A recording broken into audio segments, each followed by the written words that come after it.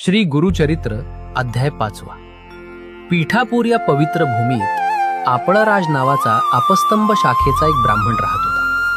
त्याची पत्नी सुमती धर्मशील, पतिव्रता आणि विष्णुभक्त होती. एकदा अमावस्येच्या दिवशी पितृश्राद्धाचा पवित्र सोहळा सुरू होता.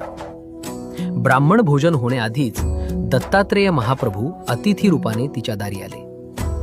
क्षणाचाही विचार न करता सुमतीने आधीच भिक्षा घातली आणि तेव्हाच तिची सेवा तत्परता पाहून दत्तप्रभू प्रसन्न झाले आणि त्यांनी आपले त्रिमुख सहाभुज दत्त स्वरूप तिच्या समोर प्रकट केले आणि म्हणाले, माते, वर मागा. सुमती भावूक होऊन म्हणाली, गुरुदेव, आपण मला माते म्हणून हाक मारली ते वचन खरे हो. माझे 2 पुत्र आहेत, एक अंध आणि एक पांगळा. पुत्र असूनही नसल्यासारखे.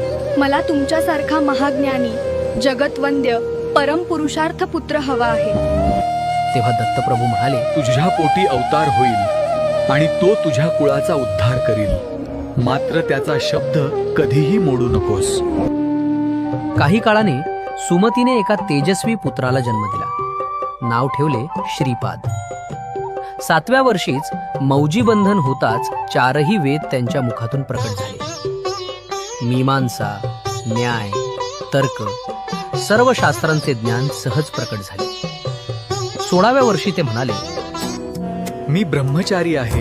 योगरूपी श्री हीच माझी पत्नी आहे. मला उत्तरेकडे जाणं आवश्यक आहे. मातापित्यांचे दुःख पाहून त्याने अमृतमय कृपादृष्टी टाकली आणि दोन्ही अपंग भाऊ क्षणात सुदृढ झाले.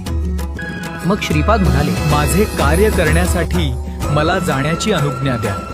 आणि क्षणार्धात ते अदृश्य झाले. काशी, बद्रिकाश्रम आणि पुढे गोकर्ण क्षेत्र, तेच श्रीपाद, श्रीपाद श्रीवल्लभ, साक्षात दत्तावतार.